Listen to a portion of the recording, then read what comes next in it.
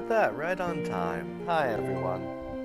Commanding Philosopher Poison Tongue, back again, back at it for another crazy, wild week of who knows what. Or whatever. Hello, hello, hello. Yes, I know, my bit rate is 0. Yada, yada, yada. Alright, let me check if I can hear myself. Yep, I can hear myself. Same old cringe as usual. Oh, hi. It's been a week. It's been a week. Yeah, it's been a week. Week and a day. It's supposed to be a week. But then I had trouble finding fly traps yesterday. So I ended up searching a little more. And I totally didn't forget that I was streaming at noon, and then at 2, and then 3:30, and then next day. Yeah, it's been planned all along. Today, we're late. We're not late, we're on time. Yeah, that's how it works. Alright. So we got one more stream today, and I think this is gonna be the last one until this will be the last one for the year.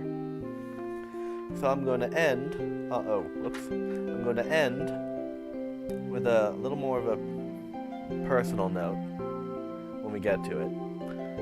But in the first part, I'm going to change the music. Let's go to this one.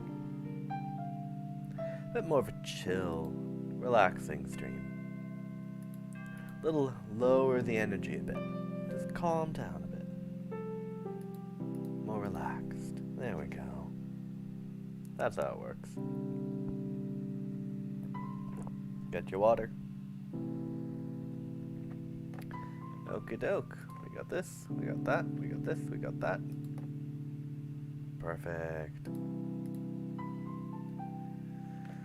So, what is today's stream about?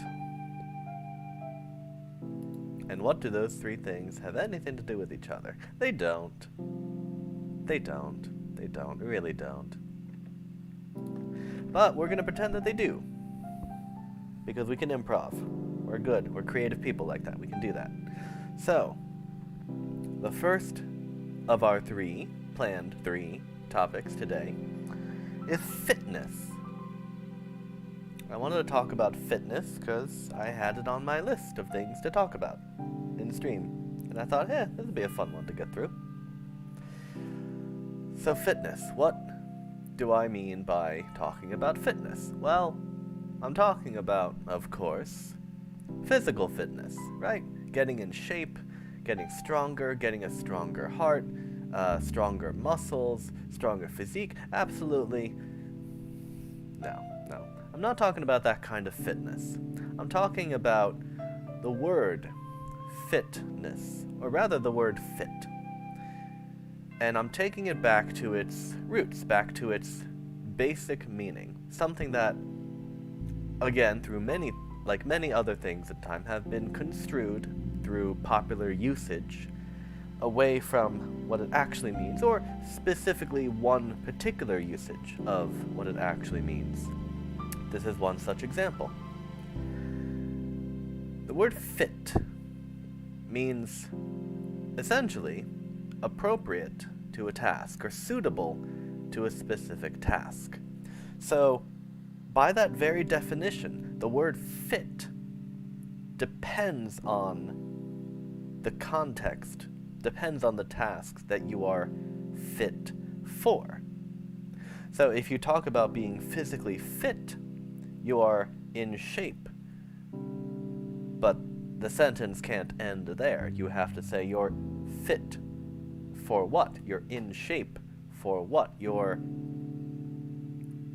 in what context? What purpose?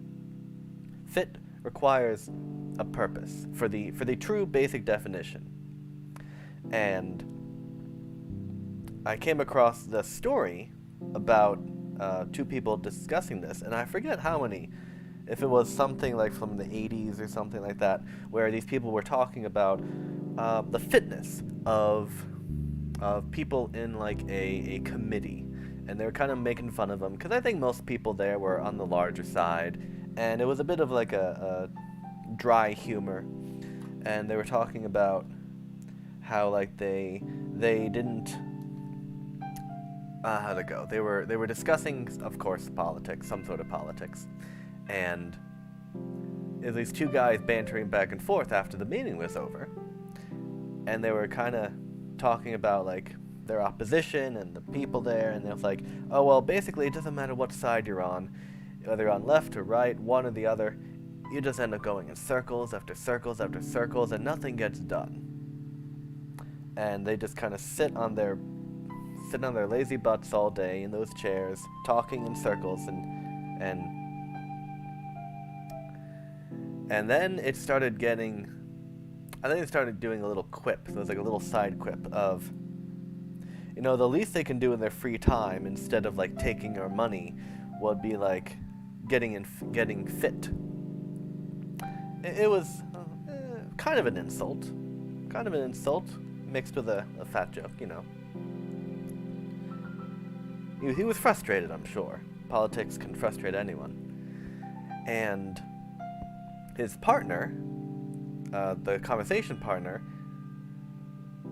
made the response, well, I disagree. I think they are quite fit already. And the first man, thinking in terms of physical fitness, says, well, what are you talking about? They can barely fit through the doorway. And the other man responds with basically what I'm trying to get through, is, well, fit means suitable for a task. So if their task is to sit on their butts and talking in circles all day while spending taxpayer money, then yes, they are quite fit for that task. They are in fact physically fit for that task, because their task doesn't require any real physical demands from them. So that kind of got me thinking too, well, that's a really good example of how a word can be context dependent, but then evolves over time into only being associated with a single context.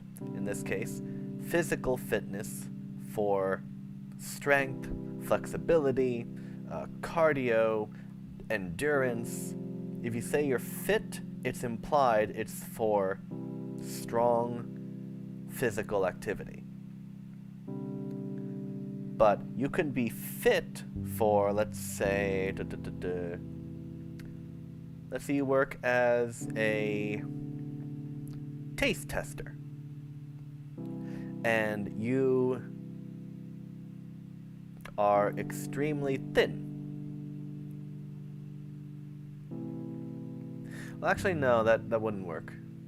That example breaks down. Let's think of a different one. Let's think of something less physical dependent. Let's think of something more...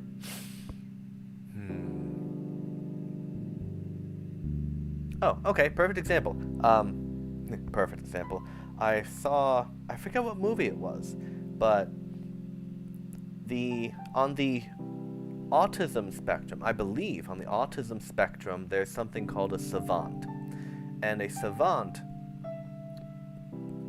in this particular example that I saw, they were able to recognize patterns almost instantly. Like, you give them a word search and they're able to instantly see all the words. Or you give them an encrypted code and they can tell you the word almost right away. Or anything like that. They can just see patterns. It's not something they have to think about much. It's something that they just notice. And so, someone like that, maybe let's throw in they have let's see. Wait, let's say that they're not like a star athlete. They're not like a decathlon athlete, but they're also not on the super heavy end of the scale. Let's say they're kind of average, but a little more on the less athletic side. But they have this skill of seeing patterns instantly. So, let's say they get put into a job working for intelligence, or security, or maybe the CIA or FBI or whatever. And their job is to decode and decrypt intercepted secret messages from foreign enemies, for instance. Well, if they can just see patterns, then they'll be able to decrypt these messages with ease, much better than someone who doesn't have this skill. So even though they're not fit by the physical definition, they are certainly fit for that job of decrypting messages. So the idea of words taking on a specific meaning when they originated with a more diverse set of meanings is something that I kind of wanted to kind of identify a few examples, just something to think about as you go through. You just think about any word, anything that you call by name, but that name isn't always its name. Like, you go to the gym? Oh yeah, he's fit already. Well, fit for physical exercise, yes. Fit for working at a desk job 9 to 5? Maybe not. Maybe he's really strong, really flexible, really good heart, really good muscles, but he gets antsy and he can't sit still after 10 minutes. Not exactly great for a 9 to 5 desk job. Physically, perfectly fit. Desk job, not fit at all. Another example, which is a bit different, at least where I am, tissues. I don't do this myself, but I know other people who do.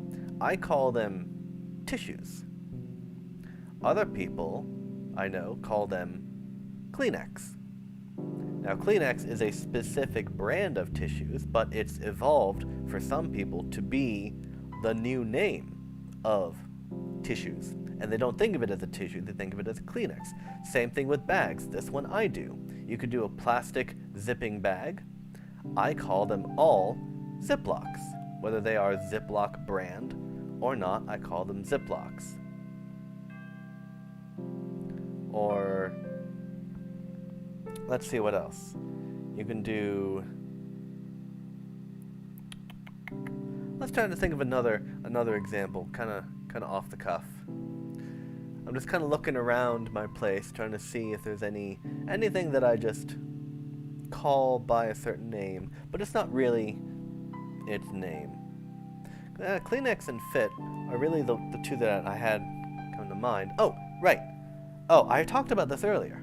Let me see if I can find the picture of that. Let me see if I can find the picture of that.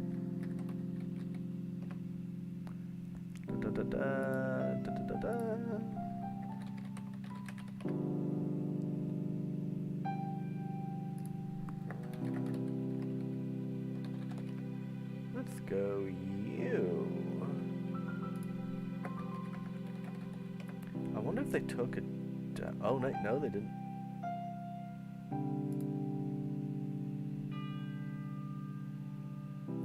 Yeah, okay. So here we go. So let's see if I could do this real quick. I'm just gonna fiddle finagle with you, and I'm gonna go to you, and I'm going to take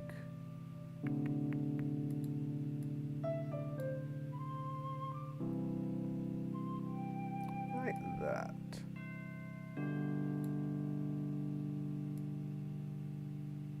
Yeah, that works. I like that. There we go. Okay, let's give that a try. Let me switch to you real quick. Did that work? Yes, I think that worked. So as you can see, these were what I called Scojos.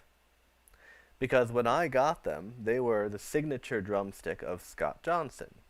Since then, and I talked about this on my percussion stream, they have been renamed to be more generic Vic Firth, Corpse Master, Chop Outs, because they work on your chops, your drumming techniques. But I still call them Scojos. Even afterwards, everyone I know who has them calls them Scojos, because that's what they always were. So, That was a lot of effort just for that one example. And now I need to put it all back together. Let me do this and that and go there and da-da-da. You go like that, you go like that, and you go this. Perfect. That's done. Bada bing, bada boom, bada ba ba bam. Okay. Yeah. So fitness.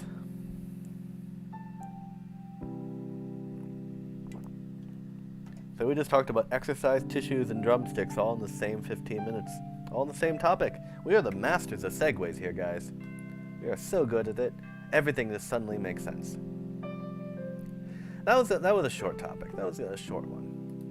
But it was just something funny, just something odd, peculiar, that I thought about, and I'm like, oh, maybe I should share that. Just kind of mention it in passing, get you thinking about it. When you walk through life, you walk through, like, you're outside, you're inside, your job, your home, your school, your work, whatever, and you just notice things that you say, oh, this is what I call it, but that's not actually its name, is it? Like, let's see. I kind of want to have one more example. I want one more example. Maybe I'll have to turn around. I would imagine most times it would be a branding thing. Like you call something by a brand rather than... Oh, perfect example. Perfect example. I just had it like half an hour ago. My breakfast, or lunch really, I decided to try, instead of getting Golden Grahams and Cinnamon Toast Crunch, I got the store brand, not the store brand, the off brand, because it wasn't store brand, but it wasn't main brand. It was off brand, organic equivalent. I think they were graham squares and cinnamon squares. They're supposed to be organic, higher in fiber and protein, and more healthier for you. They definitely tasted healthier. They definitely tasted healthier.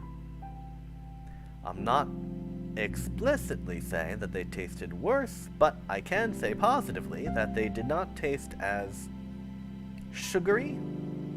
They did not taste as artificial, which I would say overall is a plus. Overall, it's a plus for them. Yeah. So I kind of in my head thought it was, I thought of it as, oh, I'm just gonna have some off-brand Golden Grahams or off-brand Cinnamon Toast Crunch, but I didn't call them cinnamon squares or what, graham squares. That was a bit of a stretch, but you get what I mean. So just a little something to sort of keep in the back of your mind. A different way of seeing the world. A new perspective it gives you on what we do. Like Christmas lights. That's an example. I'm looking at some right now. They're not specifically for Christmas, but they're most often used at Christmas. But they're not exclusively for it. So you can hang up colored lights, colored, shining, glimmering lights in the middle of summer if you want, and it'll be just light decorations. But if you hang them up in December, they are suddenly Christmas lights. So if you go, and let's say you go to, I don't know, Walmart or Home Depot or something, and you say, oh, I want to go get some lights, and you go in July, you say, oh, I'll get some decorative lights. And then if you go during December, oh, I'll get some decorative lights. Oh, do you mean Christmas lights? Decorative lights for Christmas or unrelated to Christmas. Either one. Could be either one. So yeah, just one other thing I noticed. Whew. Fun stuff. Alright, that one is done. Cross you out. We're probably going to just go through these next two within the hour. So this will probably be a shorter stream. I got other stuff I want to do. Other stuff I want to do today. Okay, so... Stop it. So...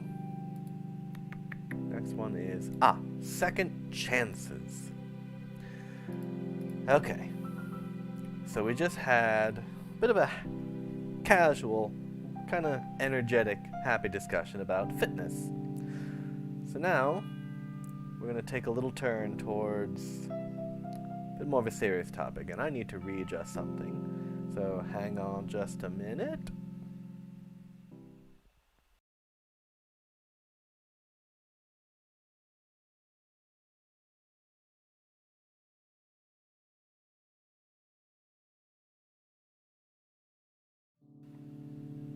There we go. Now I'm facing you again. Okay.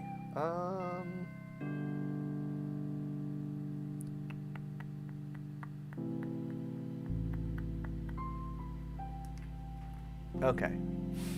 So second chances. So this one, we're going to do a little more of a serious topic. And I'm putting this out there. I'm talking about this because I want to know... Well, do I? Nah. I'm doing this because I just thought it'd be something interesting to put out there.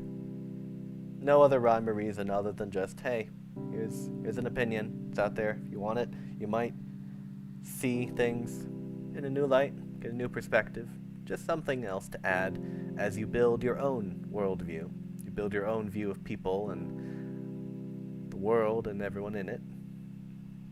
So second chances. So here's my thinking. Anyone gets...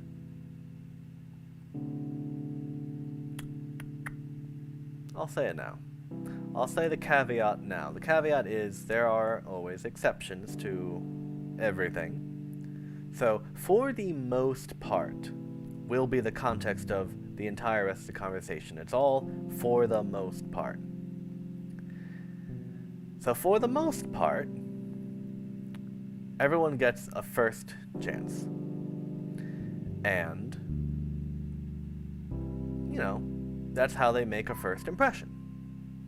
When you first see them, you first meet them, they first make an appearance, they first impress themselves upon your perceptions, and you, whether you willingly, unwillingly, voluntarily, involuntarily, advertently or inadvertently, you make a judgment upon them. It may be fleeting, but it'll still be there. It's human nature to do so. You may not, after the fact, put any weight on it, or you may dismiss it as soon as it shows up, but it does show up, in some manner or another. When you make your first impression, and then that leads to, you know, seeing them in action, seeing them do their thing for a bit longer, and that builds to the sum impression of their first chance of doing something, whether it's in a relationship or it's on in a class, schoolwork, like you're learning something, like a school, or really anything, a job. First impression, first chance, you're just going along, and then I am a firm believer that anyone can have a bad day. A bad day can happen to anyone at any time. And sometimes you won't see it coming, sometimes you will, but you can't do anything about it, and sometimes you don't notice it happened until you're in the middle of it or until it's over. But either way, anyone can have a bad day. So, in the case that your bad day causes you to blow it, basically. You blew your first chance because of this bad day. I would say, again, more often than not, it's not entirely their fault. It's the bad day. It just happens. So, I would say, well, maybe they deserve a second chance. Now, take it in whatever context that you will, at risk, whether it's They messed up in a job, or they messed up on a test, or they messed up in a relationship. The defense of giving them a second chance can change depending on the context. But I am of the opinion that how someone treats their second chance is more telling of them as a person, the kind of person they are, rather than how they treat their first chance. Because if their first chance goes along and they never do anything bad, never do anything wrong, and everything's going great, what do you know about them? Well, you know that they can avoid making mistakes pretty well. That may seem good on the outside at first, but once you pair that with the inevitability that we are all human, we all make mistakes, so if he never makes a mistake, there will be one coming. There will be a mistake made. At some point, a mistake will be made. And let's say this goes on for a year. You're working with this guy, or you're teaching this girl, or you're in relationship with this person, and there's no mistakes, no bad things for a full year. So now you know a full year of how they work when things go well, how they do things well, how they do things right. But you have no idea, let's say, you have no idea what happens, what they do, how they respond when they make a mistake. And this goes back to our earlier discussion on learning to fail and learning to recover. If you never make a mistake, you never learn how to fail, and you never learn how to recover from it. I think that that's a valuable thing to know about a person. So if they never make a mistake, well, if they never make a mistake, that's already suspicious. But if it takes such a long time before they make a mistake, well, you could say it is a good thing or a bad thing, that even after a year, you're still learning something new about them. But let's say they make a mistake. And again, it's because of the bad day. Or let's say even if it's not, they make a mistake, it's intentional, even. And let's say that we give them a second chance. Well, the first chance, they knew what they had to do. They knew what they shouldn't have done. And yet they did it anyway. So going into the second chance, they still know what they have to do. They still don't know what they shouldn't do. And now they know what'll happen, what happened when they did what they shouldn't have done. And probably what'll happen if they do what they shouldn't do again. But now they also have the knowledge that this is their second chance. They've already messed up once. And that's kind of what they're bringing into the second chance. So I think all of those together, how they respond to that situation, is more telling of the kind of person they are than when everything's fine and dandy. It's like the expression fair weather friends. Fair weather friends, I don't know the exact, I can look it up. Fair weather friends.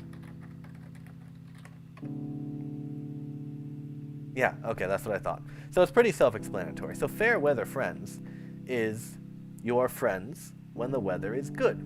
Weather not being the actual,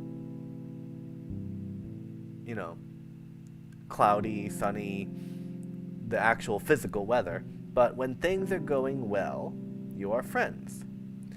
But when something becomes difficult or something goes bad, the friendship is too fragile and it just breaks. It just ends.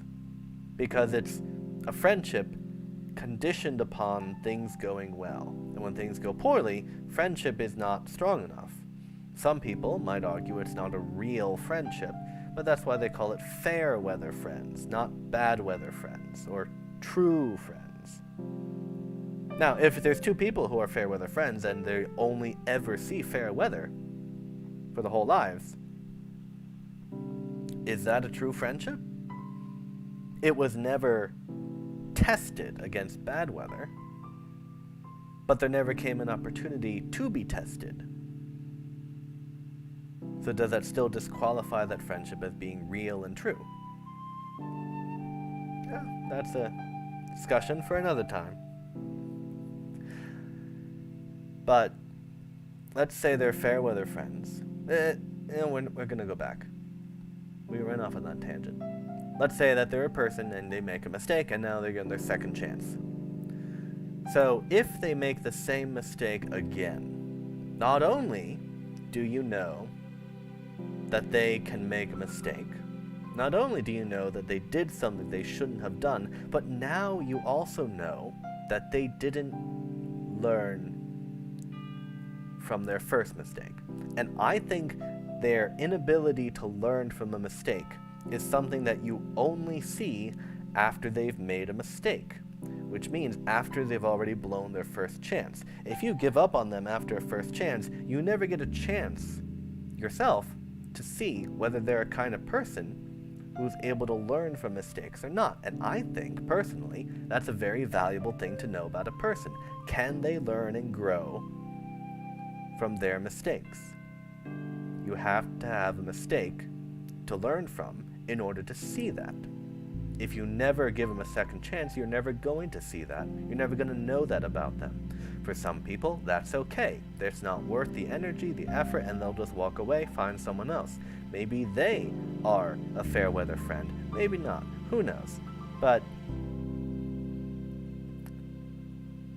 if they blow their second chance, they've let you down on multiple accounts rather than just one from the first chance. And that would be a hard sell for me to give them a third chance. But a second chance, how they treat their second chance, teaches me, I think, a lot more about the person than how they treat their first chance.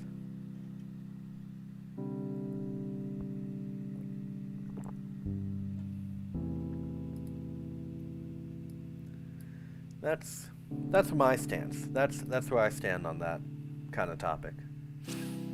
It's a bit more serious, a bit more deep. It might relate to some of you, it may relate to me.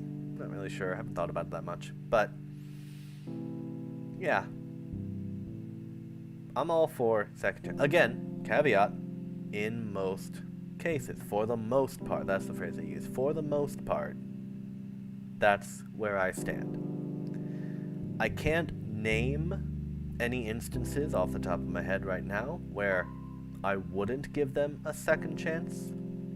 Mostly because if I made a mistake, I would want to be given a second chance. So, on the other side, I would give them a second chance. Give them what I would want if I were in their position. A little mercy, a little benefit of the doubt. So I can't think of a situation where I wouldn't give them a second chance. Of course, I'm drawing from my own life experiences, which, will differ from everyone else's. But I haven't been through any situation where I've given someone a second chance that I really shouldn't, or haven't given someone a second chance where I really should have. Not really a whole lot of instances come to mind in my life. But yeah, second chances, I'm all for it, most of the time. And I think you'll learn more about them the second time around than the first. So just a little more insight into my perspective on other people, on having a bad day. And that bad day thing really comes from my upbringing, my background as a musician, going into, auditions and practices and regionals and all that stuff. One audition can determine whether you get in or you don't into maybe a month or 2 month long process of a concert. And if your bad day, for whatever reason, outside of your control, happens to land on audition day, then you're not going to make it through no fault of your own. Even though your skills may be more than enough to make it in, just the bad day said no. And to me, that bothers me because it seems so unfair. You may say, oh, well, it's life, and there's always a chance that you'll have a bad day on the exact day and exact moment of your audition. It's a chance. Yes. Is it fair? I don't think so. Is it real? Sure. Has it happened to me? Yeah. Do I think it was just? Not really. So if in that context, I would, and that's kind of why I like the idea of like a several round interview for like a job or a several round audition, to account for the fact that on any one of those days could be a bad day. So if you have 3 interviews or 3 auditions, you just take the best 2 and say the third one, they could have had a bad day. You'll have 2 others to make up for it. And it's just like exams in college that I went to. Some of our physics and science professors, they gave us 3 or 4, sometimes 2 or 3, but usually 3 midterms in a semester plus a final. And then of the 3 midterms, either for a curve or for the same reason of a bad day, they would drop the lowest grade of those 3 and just have the 2 highest midterms plus the final for some reason or another. And I'm thinking, well, if they have a bad day on the 1 grade, that accounts for bad luck. It takes bad luck out of the equation, unless you're really unlucky and you have a bad day 2 of the 3 times. But you can't account for everyone in every situation. So, the dropping the lowest, that's kind of like dropping a bad first impression or dropping the first chance in favor of an improved second chance. So it's kind of the same process.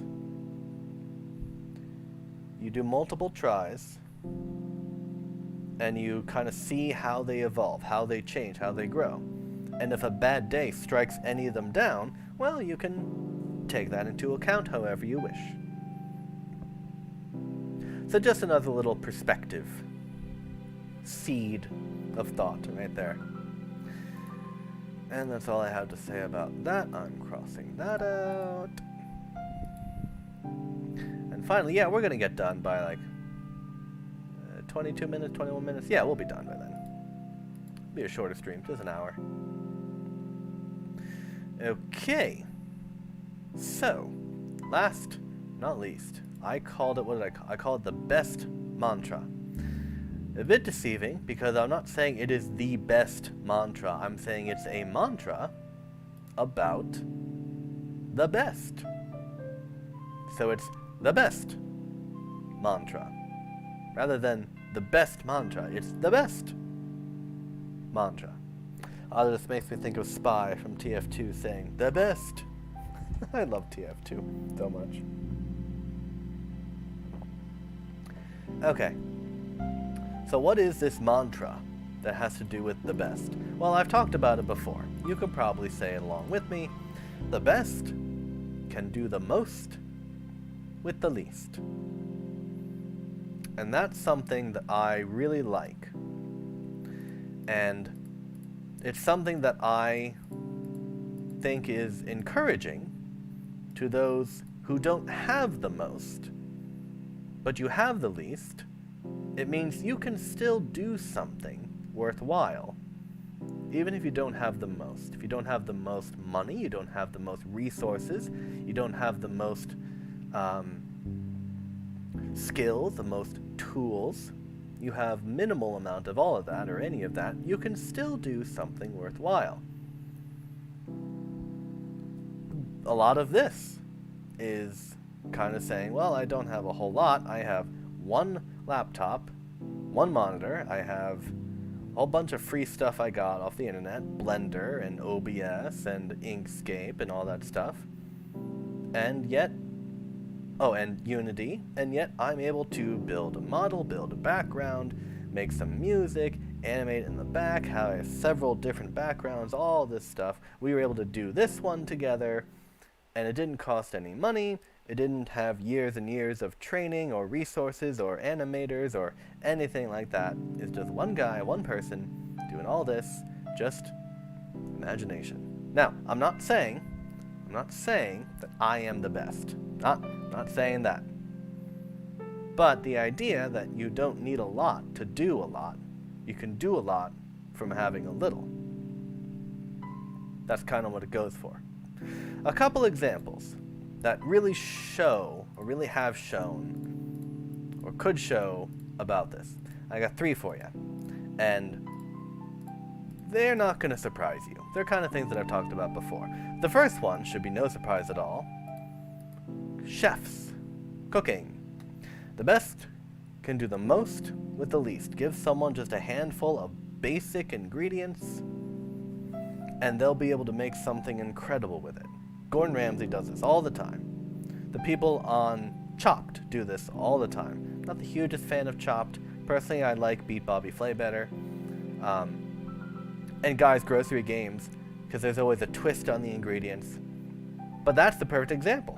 There's a limitation on what you can get, and yet how you can take that and make it special. Whether it's Gordon Ramsay doing a 10-minute long recipe with limited time, or Guy's Grocery Game with a limited grocery list, or limited budget, or limited selection of ingredients, you can still do amazing things. Like one of my things that I saw, you just need a can of tuna, just canned tuna, a canned water chestnuts, and an egg. Just an egg, 1 or 2 eggs, canned water chestnuts, canned tuna, and maybe like a chili pepper or something. You chop your chestnuts up, you toss your chili up, you mix it in with the tuna, you stir it up with the egg, and you make little tuna cakes. You just put them on a skillet with some oil, flip them, and you get these delicious, amazing, like crab cakes, but they're tuna cakes.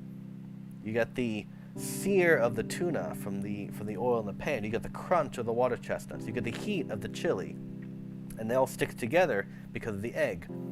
And just those few ingredients: a canned food, eggs, which are everywhere, and a chili, which they have tons of. It doesn't even have to be chili. It could be chili powder, anything. Or it doesn't even need a little kick. It could be anything that you want.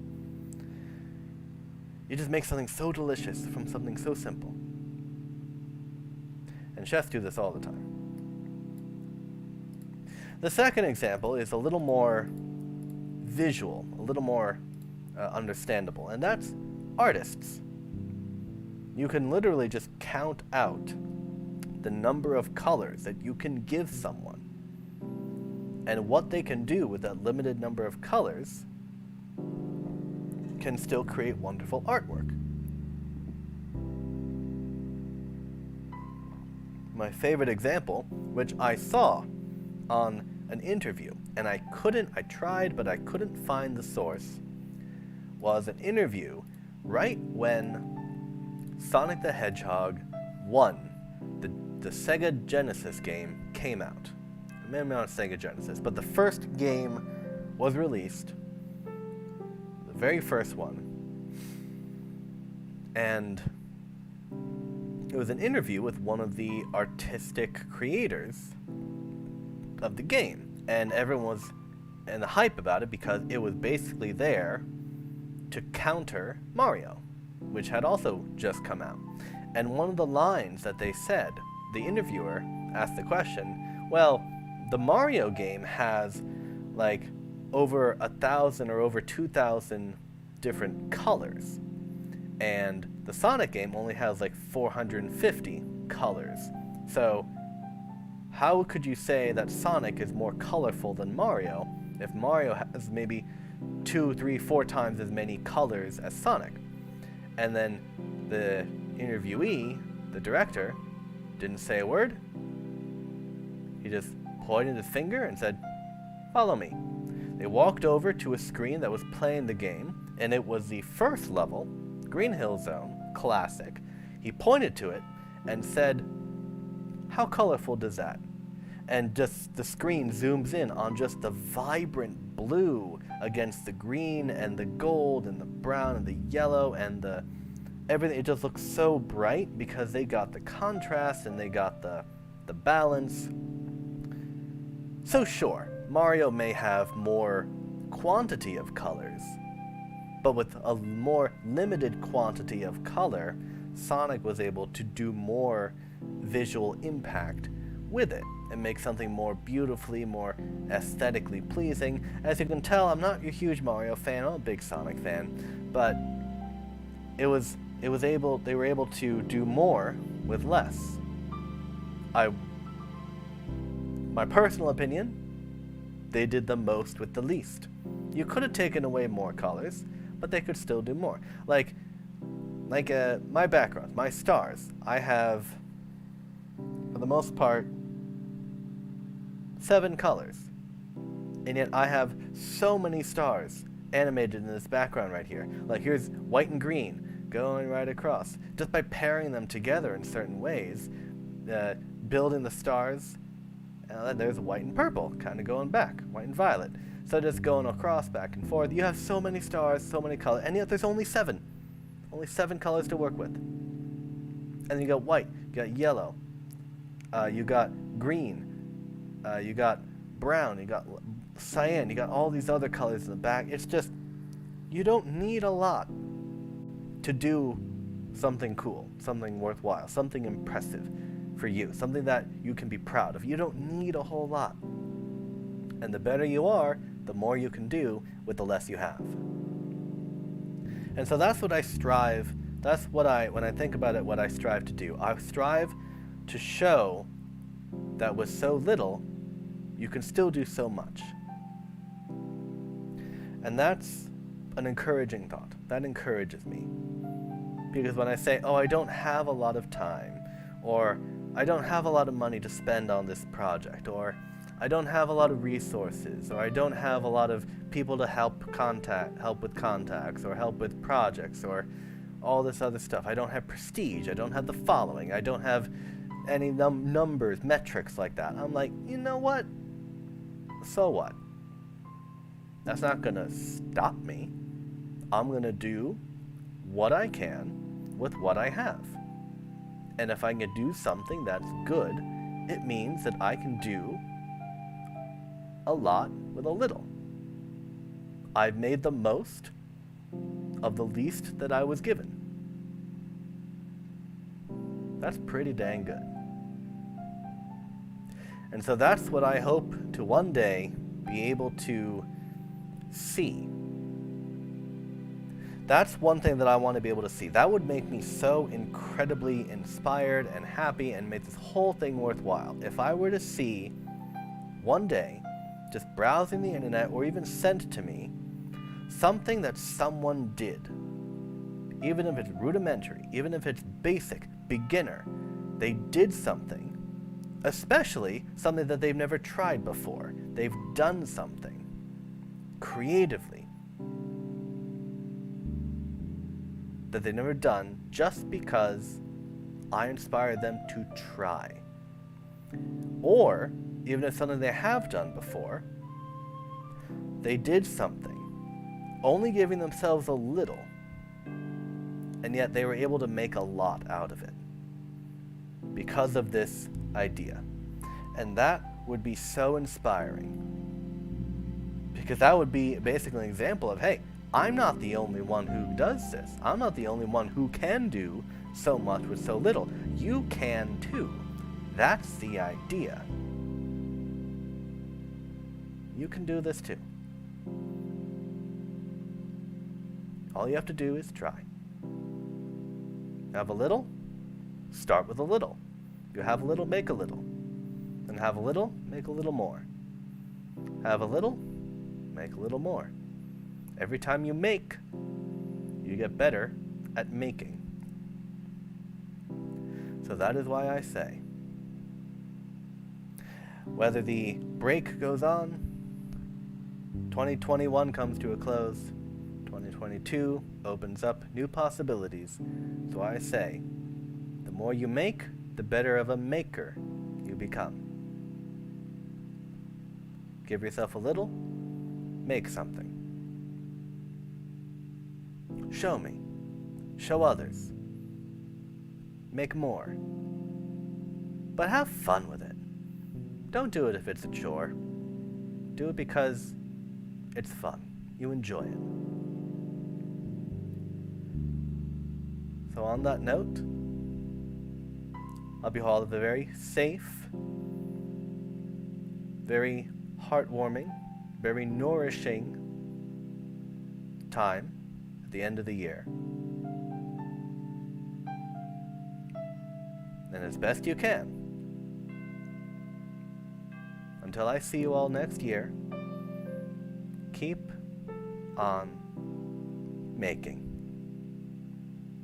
Happy New Year.